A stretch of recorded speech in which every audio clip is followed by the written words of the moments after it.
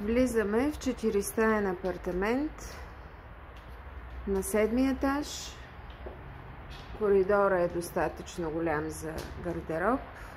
Вдясно имаме баня с туалетна.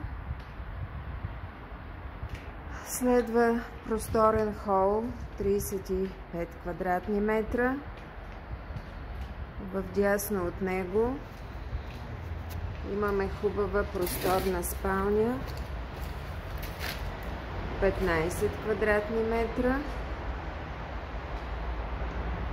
Така, спалнята гледа на юг.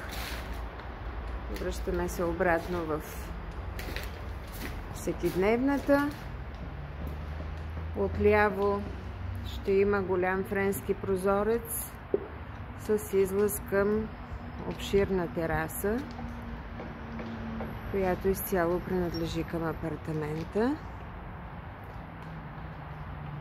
След всекидневната преминаваме в друг малък коридор, където фронтално има втора баня с туалетна.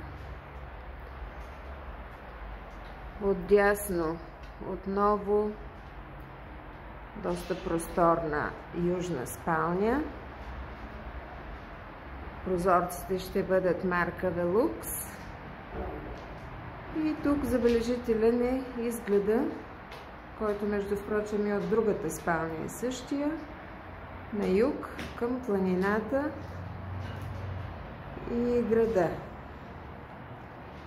Така, връщаме се обратно в общия коридор. Отдясно ни е въпросната втора баня. И тук имаме втора спалня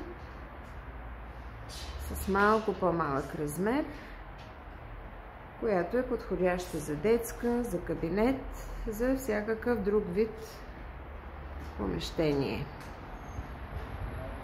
Така, това е обратно вида към изходната врата.